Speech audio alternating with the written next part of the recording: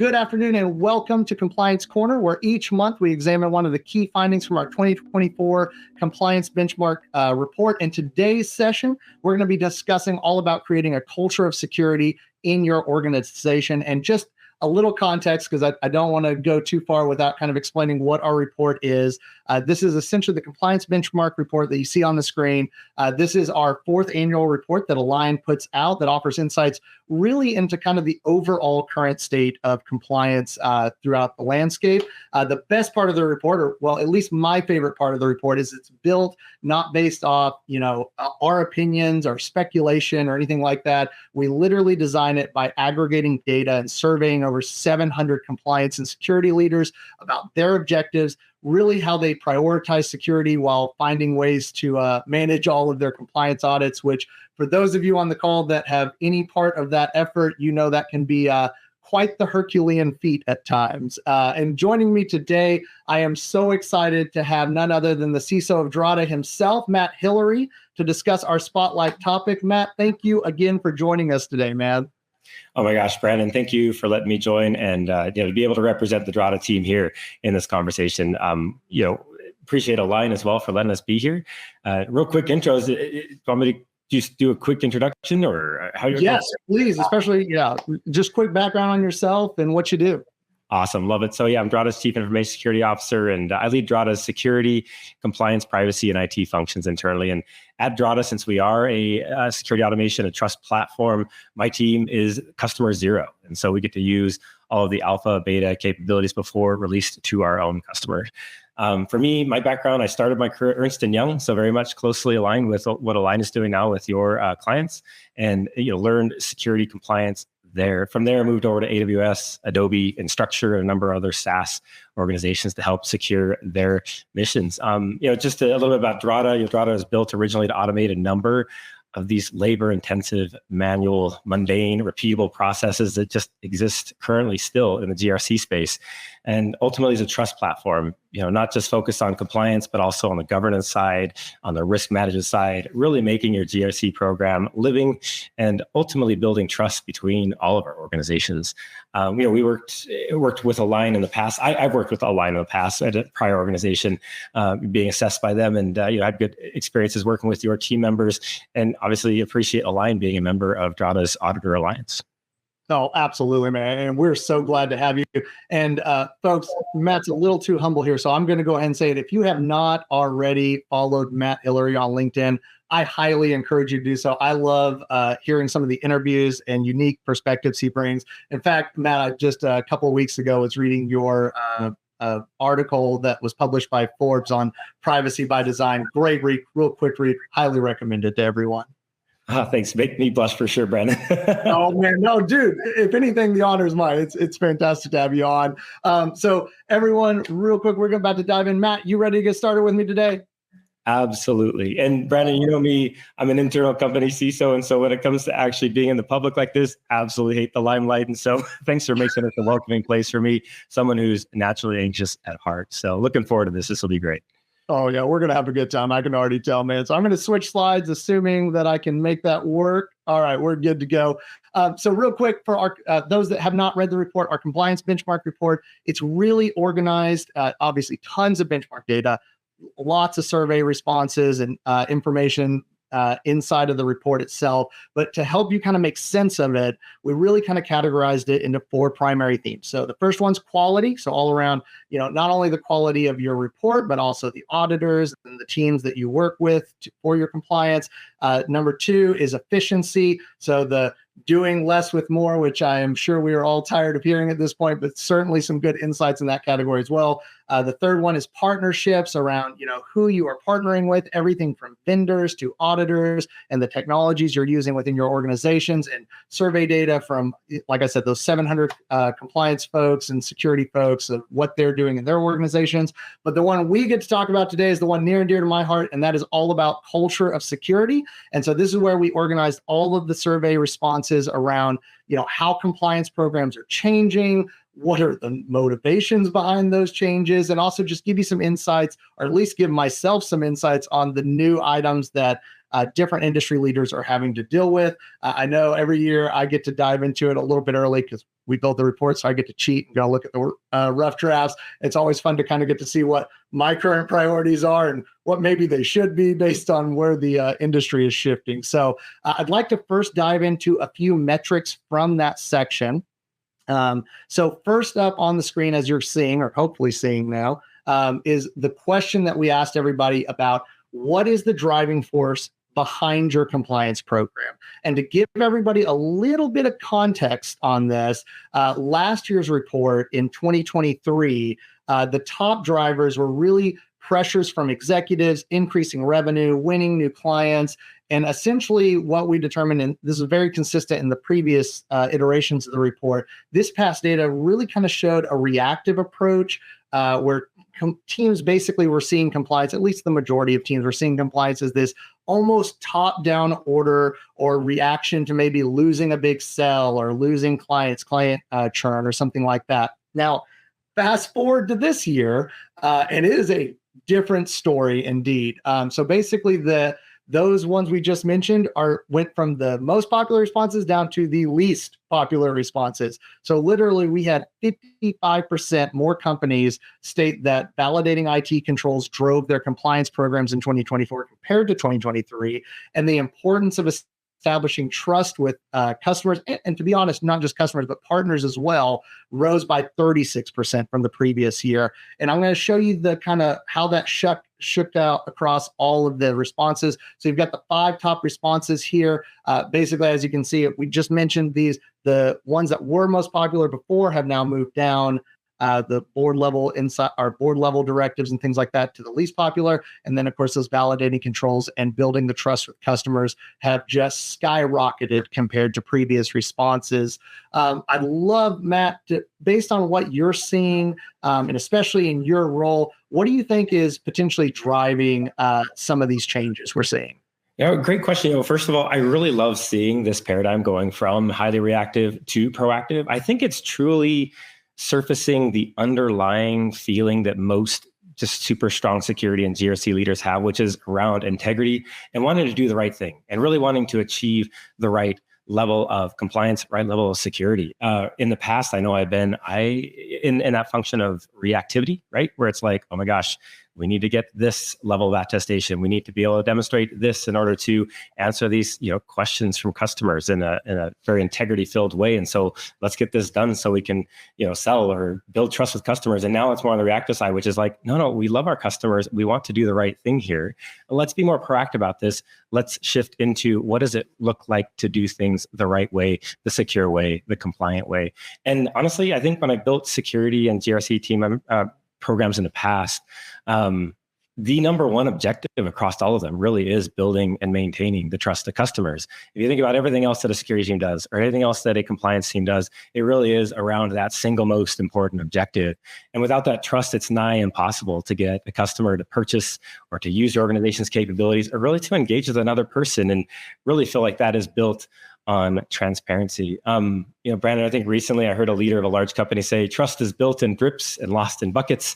And in this case, to be in a situation where you need to build trust that it really is something that is demonstrated with consistency over time. It really is the most important asset that we have. And so to be driven by that integrity and to demonstrate that to customers, it's very, very heartening to see as a result in what you're sharing here, that it is that way of continue to persist in this market. I love that, man. And by the way, I'm totally stealing that trust is built in drips and lost in buckets. That is the best way to describe it. I couldn't agree more, man. And for me personally, I've seen this play out, at least, with colleagues and even friends of mine in the industry, as it's almost like we've kind of walked through these last, decade or so of compliance being this nuisance to the company to now you're kind of staring down the barrel of it's not going away. If anything, it's going to ramp up and your teams better be proactive about it. Otherwise, you're always going to be behind the barrel every single time. No, absolutely. Brandon, I thought about that a little bit more. I know there's efforts around being able to quantify what a GRC team is doing to unlock that trust when it comes to potentially unlocking revenue, right? The more interaction customers have with, say, your trust center where you are demonstrating your capability to continually, demonstrate your compliance with frameworks or consistently demonstrating trust for them. It's cool to see those metrics associated with, hey, when I go to sell a SaaS component to an organization and they're like, hey, I need to be able to see these things from you, and being able to measure that associated with what deal sizes are there also can be demonstrated as a way as compliance being a accelerator, a way to unlock that ability for the organization to grow too. So definitely getting out of the pits of, oh my gosh, you guys are slowing us down, to, oh my gosh, you're enabling our company to grow to higher heights, and love to see that benefit as well. Oh my gosh, man, I could not agree more. And I think really this is playing out a lot in the security teams that are doing it right, the ones that are being more proactive. I mean, obviously, I think there's teams out there, probably people on this call that are just trying to survive the day to day, and that's a different environment to be in. I've been there, I get it. But for those of you that have those more mature programs out there, the shifting focus of security from a blocker and overhead and just a cost center to exactly what you said, Matt, being enablement for sales is the coolest shift I've seen in the industry, at least in my career. And I know I've got less visibility than some, but it's phenomenal getting to see almost like the sales team getting to partner with the security team in order to win sales. And it's just like that never existed just even a few short years ago. Absolutely. Brandon, as you were saying something, I just was remembering some of the recent conversations last week at Black Hat with some customers. It is so heartening to see folks approach conversations with, hey, I get it. We've got to do this compliance stuff. I really want to focus on risk. I really want to focus on governance. I really want to focus on doing things the right way within my company. And so they're no longer driven by the C in GRC. They're really driven by the, hey, like these frameworks exist. I know why they exist. There's risk behind these. I really want to be more proactive and forward thinking on what's next. How can I build a resilient, GRC program or security program that allows me to scale with the advent of new technology such as AI and other cool stuff? And so need to be able to see the conversation change from, man, how fast can I get this particular certification, attestation, report to, and I want a scalable, sustainable, well-founded program that's going to scale beyond my time here at this organization to really help them continue to persist in a good way. And I think that's around that proactive shift that we're seeing here. So love to see it in the report. Oh man, I love me a good scalable program. It's fantastic. And in fact, actually your point kind of keys up perfect. You're like the king of segues here, unintentionally. We actually had a great quote. I have it up on this screen. I'd be remiss if we didn't share it. And just so you guys are aware, in the compliance benchmark report, we obviously have all the data points. We also get some great kind of free form dialogue and feedback from clients as well. And when we were reading through it, this one really resonated with me. And this is from Noe over Agiloft. She said, basically, in security, you have the weight of the world on your shoulders. So I'm always trying to think, how do I continue to elevate our practices to give our customers the most confidence? And really, I think the reason this resonated with me, especially after kind of seeing the shift in the data that we just talked about, was because I think this really is for SMBs especially, they've historically been so focused on that, just like we were talking about, Matt, keeping their head above water, getting pummeled with, we lost a sell, get this cert kind of thing over and over again, to now realizing the need to shift to that proactive mindset because it's not going away. So basically, how can we get in front of it and leveraging, really, like you said, like instead of being driven by compliance, the C in GRC, how can we use compliance as a tool to leverage the other security mindsets? I'd love to get your perspective on, any examples you have or recommendations you'd have for everybody on that. Yeah, no, absolutely. I think, we're all on a journey and no one's there. And with that, we can all take comfort in helping each other out in these trenches that we're all in. Me being, focused on our internal GRC team as well. It's heartening to sit next to a friend, a CISO, a GRC director, and talk with them about where they're at on their journey and meeting them where they're at and where they would like to go. And so when you talk about, man, how do I continue to elevate our practices? It's some start with, man, I need to get this cert as humanly as possible, to, beyond that to say, well, hey, why do we get that in the first place? And then starting asking around, oh, you know what? These actual attestations have risks behind them that need to be mitigated, and understanding the risks there then allows that organization to identify what is the next risk that we need to burn down at this organization.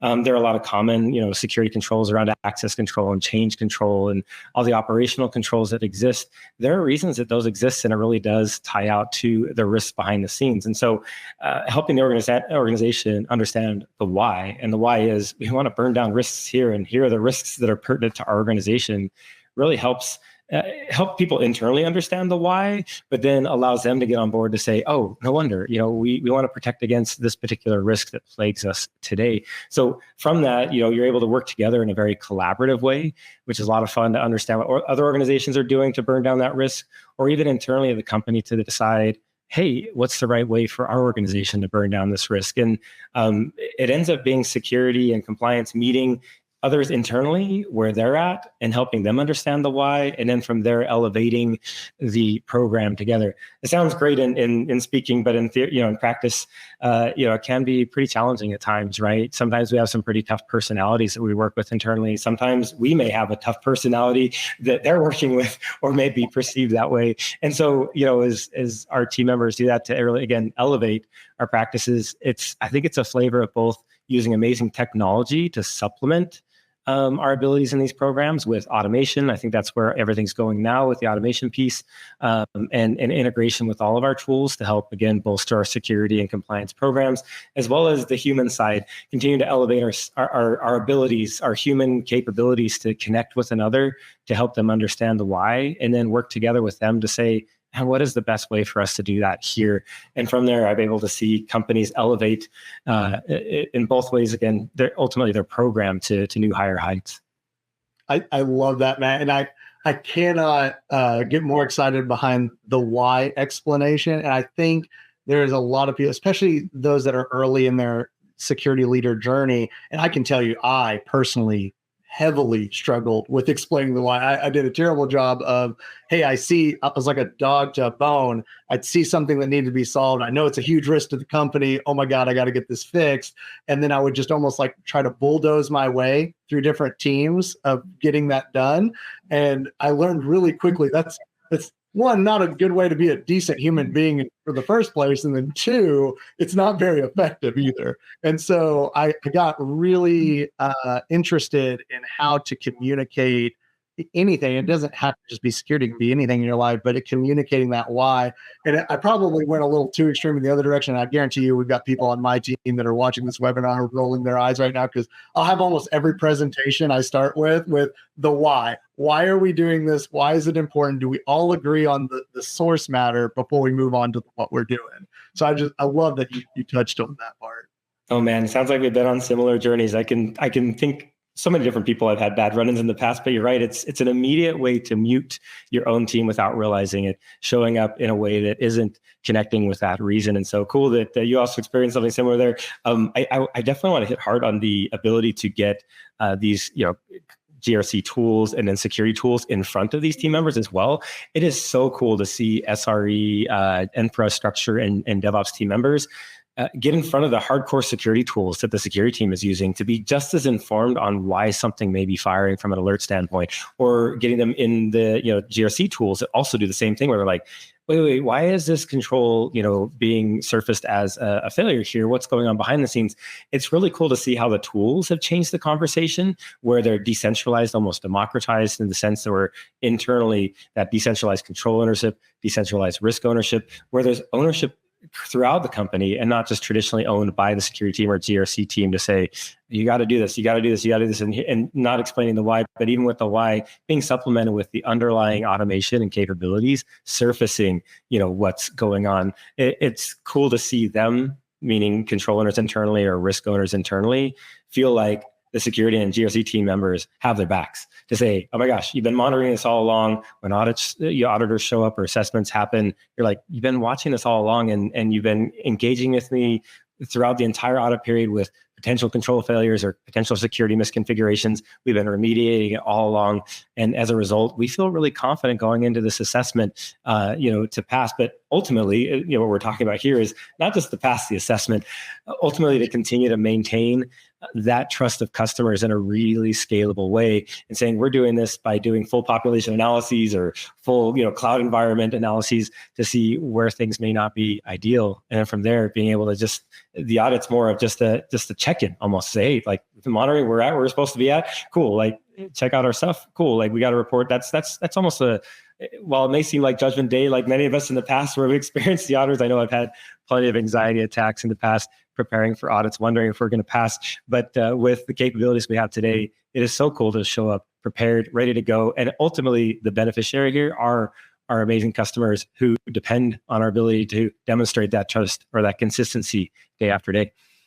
Oh my gosh, I love that. And Matt, when you mentioned bringing the individual stakeholders that aren't part of the security team into the tools to actually like see what's happening behind the scenes, I think that is a critical part, especially when you're trying to develop that culture of security downstream, especially, right? And when I say downstream, I mean upstream is you kind of think of executives, board of directors, things like that, which is an entirely different way you have to establish a culture of security. But for downstream, what you just said there, I think is a key point of this information in your security teams or your GRC teams or whoever owns the alerts or the logs or whatever, isolating that to that team and then coming out with like almost like a tack hammer on the other teams for what they're doing wrong is the worst way to approach it. And I can attest to that because I used to do it that way and it was a terrible idea. I think getting those other teams, at least representatives from those teams, into the tools, seeing what you're seeing, and then view it as almost like a collaboration between the teams that you're working with so that they almost have an ownership. And the way I've seen it done really well before is like have like an information security steering committee, and maybe once a month or maybe bi-weekly, depending on how your organization's set up, have all those stakeholders from other organizations that are other departments that are not security, and have them join you in looking at the tools and the risks of the moment so that they can help collaborate with you on the solutions and own the solution. Totally. Yeah, it's fantastic. In fact, actually, that's a good way to move on because I think our next slide up here, I want to put it up. Sorry, I'm not doing a good job with switching slides today, but we'll go ahead and move on to discussing some of the best practices that we've gathered around how organizations can really shift their internal processes and more or less start building that culture centered around security and the proactive approach to compliance that we've been talking about. So Matt, if you're okay with this approach, I'd love to kind of go through each of these kind of key items that were the guidance we have, and then just get your perspective on them. I think first and foremost would be kind of regular audits and assessments. And I think you touched on this just a little while ago, but the internal audits, continuous improvement, third-party assessments, if you had to, like probably a 2-hour discussion, but if you had to condense it down to like your top 1 or 2 recommendations, whether it's tools or processes you'd recommend for people to kind of implement that culture of security using these. Hey, yeah, no, great question. Just starting on this first one, and if you want to just kind of specific to the regular audits and assessments, I know in the past I've been worrisome, almost anxiety-ridden going into kind of like, third-party risk assessments, right? I used to be at a fintech company, and so we had this revolving door of, banks coming in and auditing our company sometimes 2 to 3 days at a time. I remember feeling like, oh man, this is so frustrating, annoying, and maybe in sometimes like really just time-consuming in general at most, and just I had to change my attitude and perspective to realize that I learned something new from every single audit and assessment if it's done right. And that included these third-party assessments that came in. And once I changed my mindset to think, oh my gosh, we have a third party coming in, they're going to be asking us questions, and they're going to ask us questions we may not have been asked before. And as a result, our overall GRC program and overall security program improved. And so coming into these assessments with that level of perspective of what can I learn from our assessors, what can I learn from this third party that's assessing me, it has really helped fundamentally put in, those improvements that we need. Now, the nice thing is with some of the automated tools we have today, right, can then surface that we're doing all these things that we're saying we're doing all the time. So that's been super helpful on the assessment point. So, yeah. Awesome. I love that. And would you mind, and I guarantee you can speak to Drata far better than I can, specifically for the internal audit. And I'm thinking, if you think of like ISO or something where the internal audit's not only a good idea, it's a requirement. How can some of those tools that you're mentioning really kind of help enable customers on the pre-audit, like the throughout the year, making sure that those controls are in place and you've got a level of assurance anyway, internally?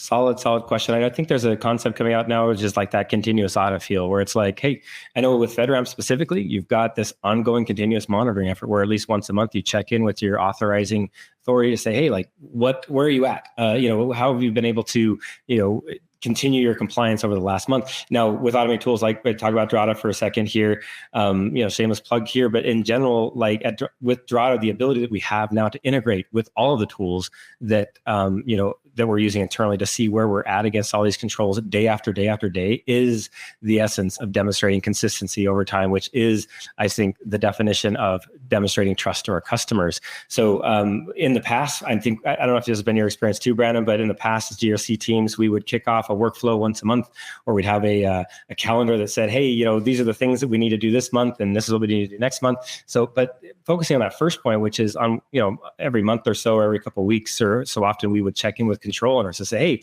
hey, first question, sometimes, are you even still the control owner for this control? And they're like, oh, wait, this person isn't working anymore. You're like, oh man, okay, shoot, this person isn't working anymore. Like, what do we do at this point? We got to find a new control owner. Like, well, what does that say to the control's operating effectiveness over that time as well? And if they're like, yeah, I'm still the controller, like, cool. Sometimes we'll follow up with another question, like, can you give me an example, judgmentally selected, of the last month of this control operating? And they'll provide evidence. And again, it's just one judgmentally select sample over that month. Now with Drata and the capability to be able to create the integrations with all of our tools, be able to pull in on that, every day, full population analyses and check, say, hey, this control hasn't been operating. You effectively know where you stand every day on all those control tests and all those controls. And so it changes the conversation from, once a month to maybe once a quarter, is, hey, we've been monitoring your stuff and you're looking good. Or, hey, we've been monitoring your stuff and it's almost ad hoc and responsive, like a security operations team, where it's like, this popped up today, and you're giving them chapter and verse as to, this particular issue was found, and need to understand what happened here and why. Again, it does two things. One, it gives control owners the confidence that the GRC team members have their back. And number two, it keeps an organization, again, demonstrating that consistency with those controls. And so when you talked about the ISO internal assessment, it really informs those assessments that you do internally to know, again, where you stand. You're effectively almost doing a controls assessment daily versus, annually in preparation for that assessment. So I do realize that with ISO, the purpose of that internal audit is more than just looking at controls effectiveness. It really is to improve the program overall. And so this is one component of the many that you would consider as part of that audit. And so again, having that as a dashboard to know where you stand from controls helps. The next is, what do we else need to improve in our overall security program? So again, having the tools that make your risk register living, having the tools that let you see where your policies are at and how effective they're operating is really, really cool at the overarching layer too. I love it, Matt. And I think those are such excellent points of making sure you're plugging in your control owners. And I love the example you gave about the control owner who's no longer the control owner. Literally just had a flashback of just a moment we find out like 3-4 months later that the person doesn't even work there anymore and nothing's been done on it. So been there before. I would just say, to kind of follow up on that and just really more reinforce your points, is for those that are listening, especially from the audit side, and I've seen this play out through hundreds of organizations, especially if you are early in compliance audits. Like, this is maybe the first time you've grabbed ISO, SOC, PCI, whatever your framework is that you got certified on. I will tell you from personal experience, the most common pitfall is the just coasting on that certification from your first year and not being prepared the second year. And it's almost like the whatever they call it in music, and I'm totally losing my train of thought here, but the part where the band comes out with their second album, the second album's always really painful. It's because they're kind of coasting on their first success. And we had that a lot in audits. And the one thing I always encourage clients is, and colleagues as well, is after you get that first certification, that is not where you get to stop and rest. Obviously celebrate. There's lots to be happy for with that, but it's so important to make sure to set up those, monthly, quarterly check-ins with control owners to make sure that those controls are still in place, so that you're not hit with this massive surprise when you get to that second assessment, because it can be quite painful the second time around, or at least in my experience. Oh, love it. Definitely want the music to continue to keep hitting hard, or does it continue to go, album after album? So I love that analogy. Indeed, man. Well, let's talk a little bit more, if you don't mind, about the third-party assessments. I'll tell you from my perspective, and specifically the one that comes to mind the hardest is PCI, just because it's so strict in that. But the idea that people go through their assessments, of course, they get their first assessment done, and ongoing compliance. The thing I think that falls through the cracks, at least initially, is the fact that people don't keep track of their vendors. And in a lot of compliance audits, PCI, to be fair, it's a bunch of other ones as well, you have to track their certifications as well. And I've seen it happen and play out so many times. We get to the second audit, the company's doing great. Your control owners are doing what they need to be doing. Your evidence is there. Your company's great. Oh, but wait, you've got a data center and they lapsed on their compliance and they didn't keep up with their controls, but you didn't find out about it until you were in the middle of your audit and requested their report. I can tell you that's something that I caution people with. What are some of the stories you've seen with that, Matt?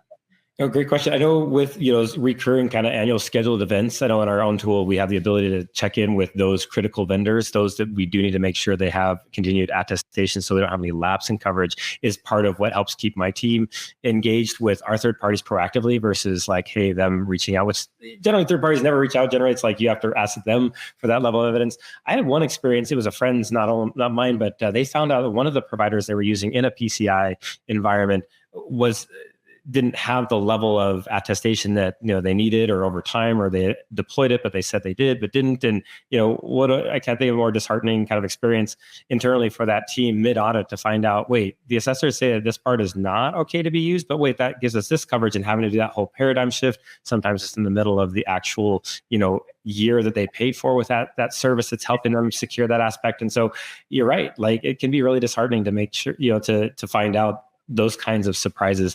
But you're right in the sense of it's nice to make sure that you have that proactive nudge to the compliance team to make sure they continue to proactively check that is maintained over time.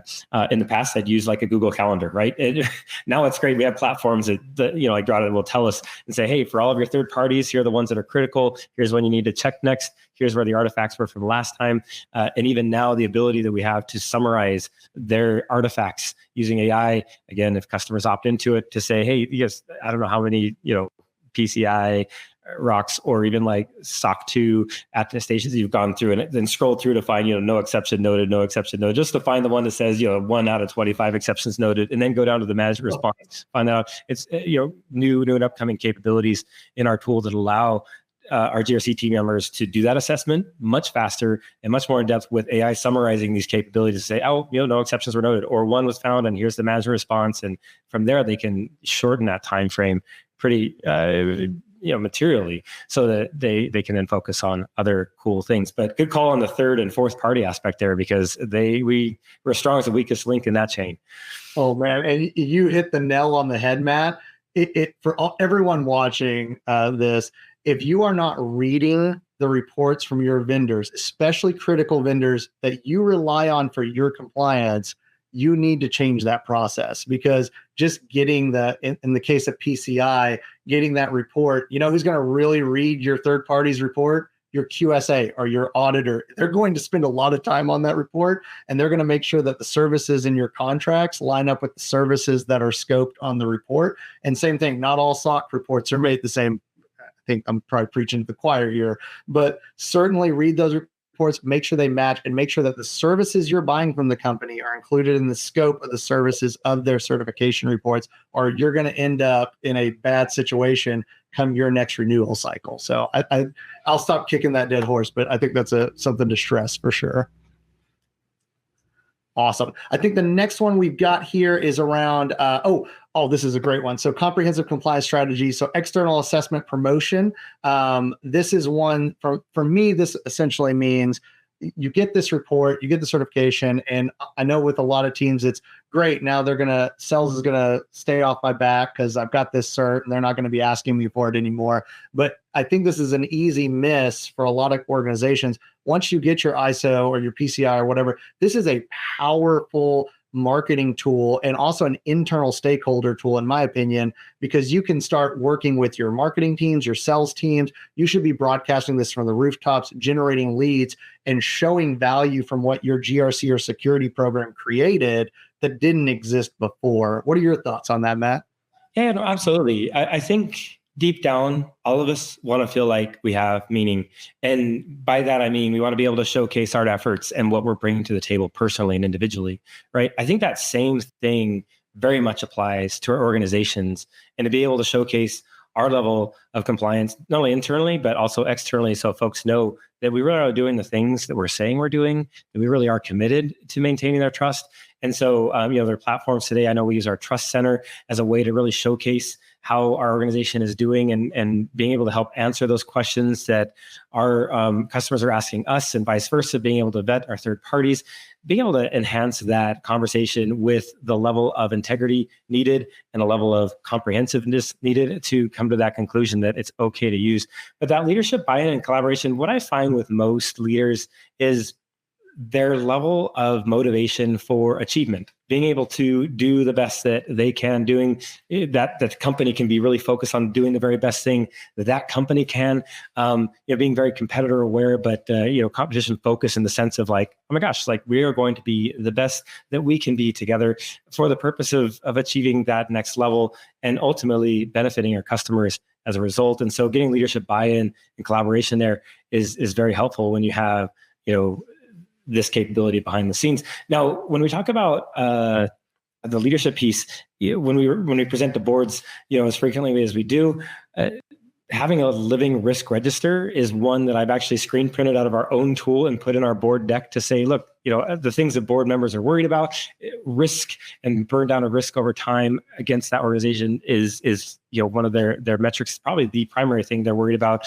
there too is what level of risk do we have? And so being able to showcase that at the leadership level using tools that use a living risk register versus what I've done in the past, sometimes it's been in spreadsheets or Google Sheet or in Jira or something like that, where it's like, oh my gosh. In there, Matt. It passes the audit in the sense though, but the reality behind the scenes is we got to check in with these risks, especially those that are on the more critical or high end of the spectrum, in many ways using kind of quantitative assessment to really speak to the financial nature of risk burn down is kind of where a lot of organizations are going to help get that leadership buy-in and collaboration using, again, those numeric values to help there. So that's been another way I've seen it evolve very rapidly over the last couple of years. Oh my gosh, I couldn't agree more. And I love the risk burn down perspective, because I think, especially for security and GRC teams, it's really hard to show that traditional business value upstream. I mean, obviously, from a culture of security, the leadership buy-in is such an important piece. And I think risk burn down is a great way of demonstrating that with, like you said, a living risk register. I will say there's another piece of this, and I get really excited to talk about, and I probably don't have enough time on this call to spend too much time on it. But one thing that I have found that is extremely effective in these leadership buy-in discussions is when you are, director of security or CISO or whatever your role is in security or GRC. I think this is a huge opportunity for you, especially when it comes to budget. Because Matt, I know you've probably been in the same boat. Your teams needs these tools or extra people or resources or whatever it is to actually secure the organization, or at least prevent risk to where you want it to be. And of course, there's a financial reason. There's a blocker. There's, budget's not approved or something. I think going back to what we were talking about a little earlier can really help team members, especially viewers that are struggling to get that budgetary side of their security programs nailed down, is when you are talking to a board or you're talking to executive leadership teams and you're talking specifically about like your annual operating plan and your cost. One of the things that I highly encourage everyone to do is it's about your optics to your security program. So you want to take your sales team, your marketing team, and work side by side with them to understand what it is you can provide value from a trust perspective to your product, your organization, whatever it is you're selling, doesn't matter what industry, and find out what markets they're like. For example, you're trying to get into Europe. Guess what? Great way to get into Europe and expand a market. Get some ISO certs under your belt. And the best part of it is show your leadership teams, especially from a budgetary perspective, not how you're just removing blockers like, for example, hey, we can't close this deal, right? That's revenue loss from opportunities, but also how you can use security as a basically blocker for your competition. And you can arm your sales teams and say, hey, if we get this ISO cert and we buy these other tools and get these other resources that's going to support that certification, then we're also going to be able to not only win more deals that we're losing currently, but we're going to arm our sales teams with objective blockers that says, oh, hey, client, you're evaluating us and 2 other companies. Well, do they have this ISO 42001 cert and there's 3 AI tools, whatever it happens to be? And if they're not, you're enabling a lot of risk on them. And that is a dynamic shift that I think has a lot of power in those types of discussions, because you can then basically change your optics of your security program from a cost center to value generation, revenue generation, and customer retention. So there, think about it. Right on par, Brad. Right on par. Absolutely agree. And when you talk about gap assessments, it's crazy now to be able to see that, in the past, we would work with an assessment organization to say, will you help us assess where we're at? It's nice that both the assessment organization as well as the organization now can have their current state of control operating effectiveness to help work together to identify what that tick list of gaps are to get to that next higher height, to say, when we do go into this next market, what is it going to cost us? How is that going to get us there? And it's shortened that time period of effort to do that gap assessment for both assessment organizations like A-LIGN, as well as internal, GRC team members, to be able to see out of their tool where they fit and stack up against that next step that they want to get to. Now, you mentioned one other thing that made me think of this, which is today we're living in in the past, we'd have these very theoretical scenarios that have happened. Now we have a accrual and continual accrual of actual scenarios that have hit companies as a result of either non-compliance or a result of not paying attention to specific aspects of security that exist.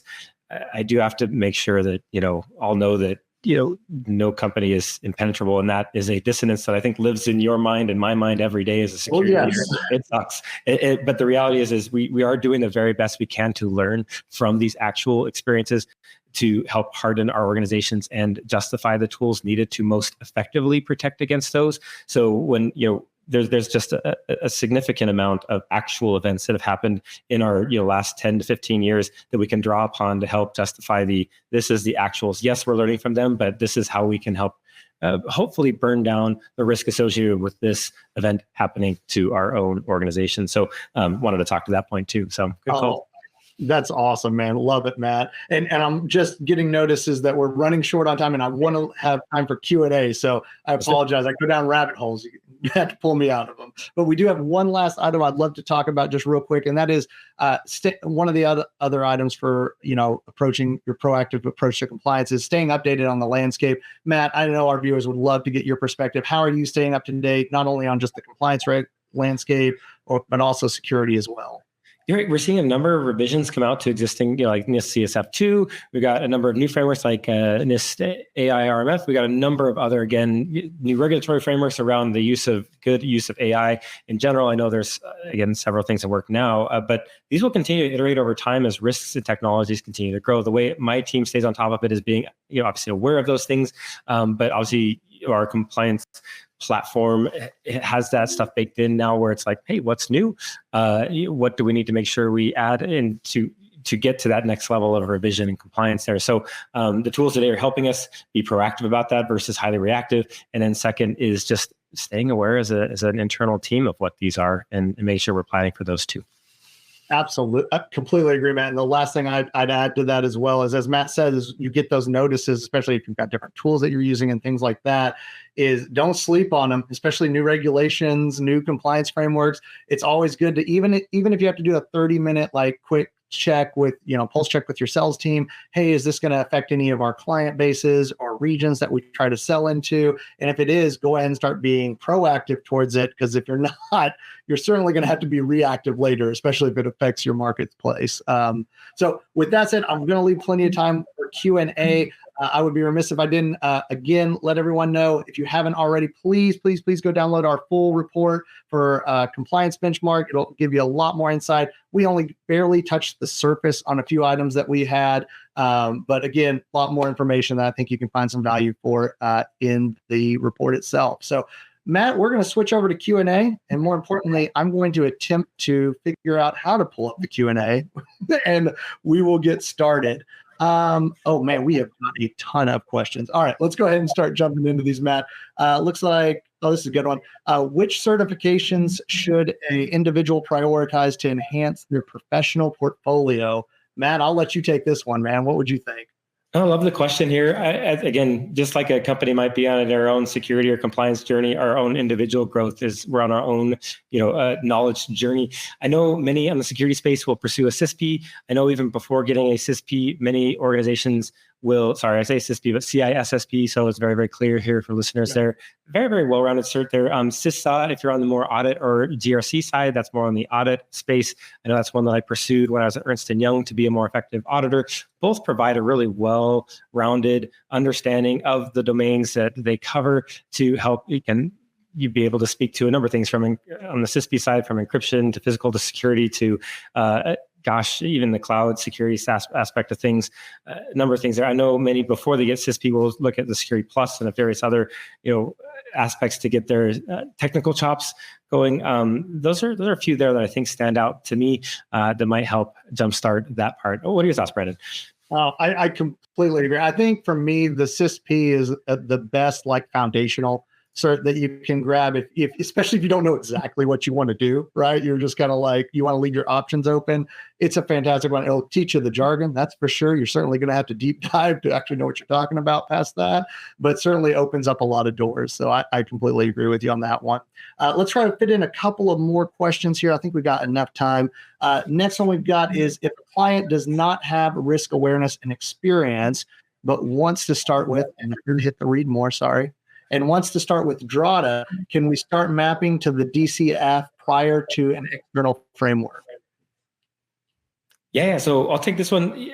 I've been at a number of companies before. So just to share with the group here, DCF is Drata's control framework. It is a common control framework. It's one that maps to a number of frameworks. It's intentionally built in a very building block way where it makes it very clear what the control statement means and therefore can help you on your journey to decide, again, what controls are relevant for your company, as well as what controls map to which frameworks. At every company I've been at, when they start with SOC 2, they're like, great, we want to move to the next one. What's that? ISO, right? When I think of my time at AWS, you think of AWS being a well-decorated compliance organization. I think they have over 140, I think, certs or attestations or third-party attestations. It is wild. When we started there, we got our first SAS 70, then moved over to SOC 1 and 2 and 3, then moved over to ISO. We had to effectively identify what is the right way to map across a number of these. So the way I'd answer this, Ernest, is,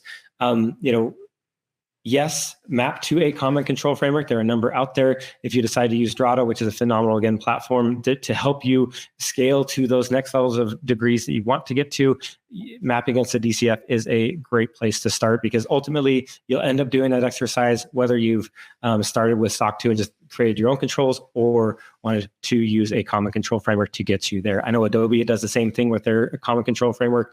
Again, a number of ways to get there, and they definitely help you see where one thing is hitting many frameworks, because we know there's so much overlap between all of them. Matt, remember what it was like trying to get certified in your organizations back before there was actually tools and mappings to any of this stuff? The spreadsheets, multiple columns long, and mapping between all of them, and having to do sorts. Oh yeah, no, absolutely. Oh man, it was, yeah. I could tell you some horror stories, but I'm sure you could tell me some too. No, the one point I'd make there is just how it's almost like a religious exercise and debate over, dogma to say, hey, what does this control statement mean? What this control statement means? A lot of depth there and thought that goes into these common control framework, that map against multiple frameworks piece. But yeah, that comes up to mind too. As far, don't start that journey. There's so many out there already to pull from. Use those, and that will help. Yeah, certainly. Common control criteria is everyone's answer for anyone who has to juggle multiple audits. Couldn't agree more, Matt. All right, our next one, looks like this one's tagged at me. Brandon mentioned the issues that can occur in year 2. Can you go into more detail about what some of those specific issues are? Oh, so this is a long list of things, so we don't have time to go into all of them. But first off, it's going to depend on what certification you're going into year 2 with.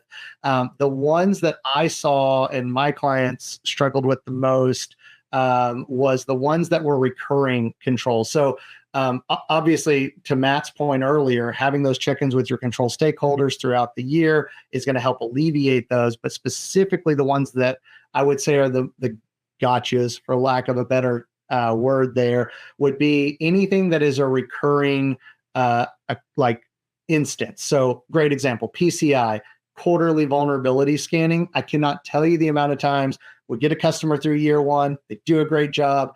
Year two rolls around, show me your quarterly scans. Well, we did one before the audit. We don't have the other three. Guess what's going to be a gap in your year two? You don't have you can't get in a DeLorean and go to 88 miles an hour and go back in time and fix those vulnerability assessments. It's going to be in your report. It's going to be a problem. You're going to have to put extra effort into it. So anything that is time-based, logging, that was one that we saw a lot. Somebody didn't pay for enough storage and they have a 1-year log retention and it cycled out. You get to the end of it, you can't go back in time and fix it. So anything time-based would be what I would recommend to stay extra focused on before you go into year two. I say PCI, but really any certification that you've got. Matt, would you have anything to add to that? Yeah, just getting that first attestation after that first year, it feels like the mission accomplished banners unfurled behind us. We're super, super excited. But guess what? That's just day one, right? Like you were attested. It's great. Now you've committed at that point to continue your compliance journey ahead and improving on those. The only one thing I would add to what you said, Brandon, which you said, which is phenomenal, and just want to add to it, which is the near misses that you identified during your assessment, right? Sometimes the assessors will identify things, absolutely fix those. But there are some things internally, if you're being very self-aware about how your company is doing, are those near misses, and being able to say, oh, phew, like they didn't, I could have, whatever, like just focusing on making those super solid. When we do the hard things, often they become easy. And so when you realize, hey, where are the hard parts of continuing to operate this program the way it should be done, and getting those into a state they are becoming easy and predictable, I think that's where that focus sometimes is lost between year one and year two, because they're like, hey, we're compliant, it's great. And then 3 months go by, 5 months go by, 8 months go by, and you're like, oh my gosh, the auditors are showing up in another 3 or 4 months.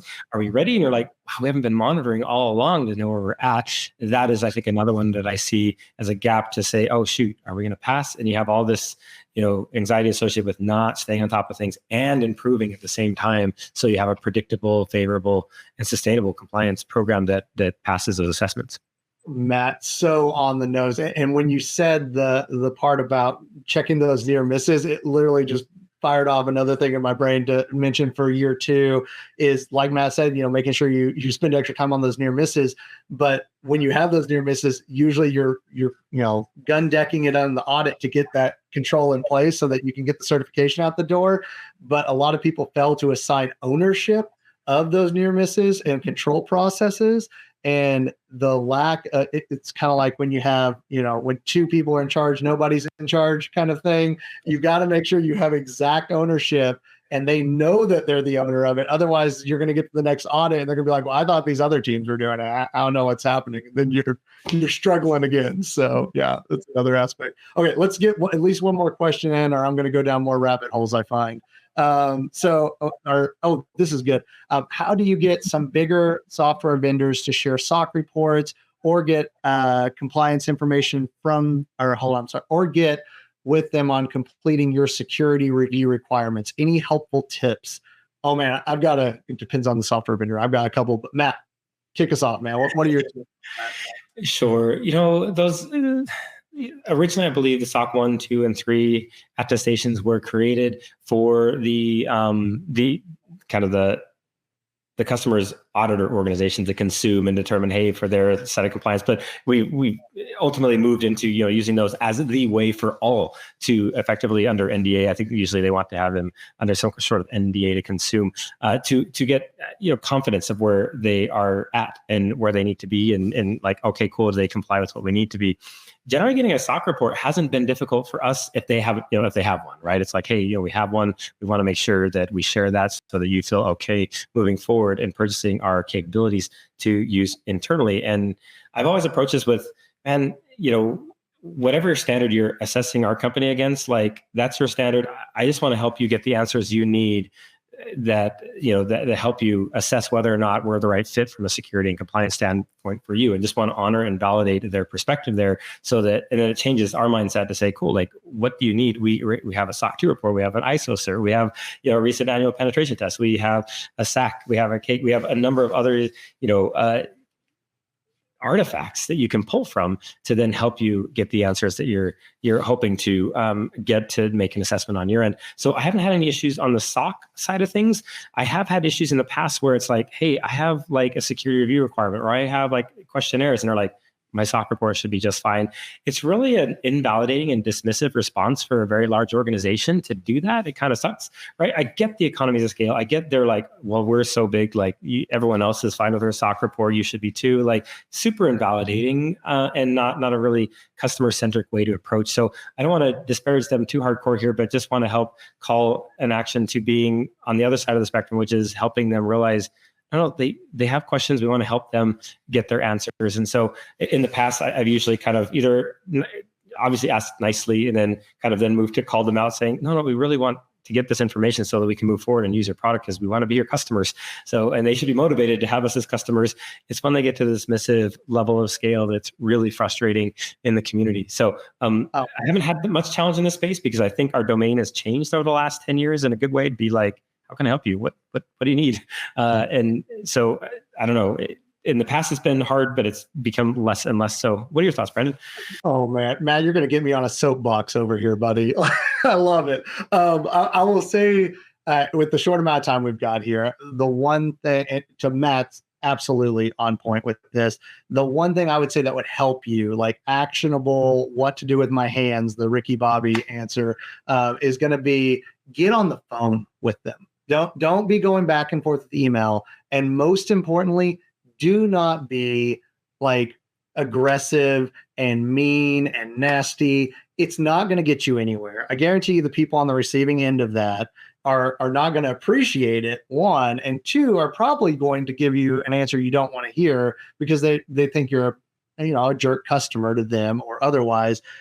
Treat everyone that you're working with, vendors, they are just you and a different company. They are people. They are other human beings that are dealing with their own challenges and their own obstacles. And get on the phone with them and just explain what your challenges are. Hey, we really need your SOC 2 report to enhance this aspect of the service you're providing because of X, Y, and Z. Our audit depends on it. Our internal security assurance needs it. How can you help me? And then what can we do for you to make this, a mutually beneficial relationship? And I think that gets lost in email. It always gets into a back and forth bickering and everyone ends up hating each other. Get on the phone, have a real human connection with somebody. And I think you'll find your mileage goes a lot further that way, at least in my opinion. Awesome. Well, I think that leads us to the end. I don't think we can fit in another one in less than a minute here. But again, thank you all so much for joining us. We do have a lot more questions. I promise you our team is going to reach out. If you asked a question, we're going to get you an answer. I promise you. But thank you again so much for joining. Matt, I can't thank you enough for joining. It's fantastic to have you on here with us today. Always amazing to spend time with you too, Brandon. Thank you for having us and for sharing your thoughts here. I learned a ton from you. Awesome. Thanks. The feeling is mutual, Matt. And have a great day, everybody. We'll see you next time. Thanks.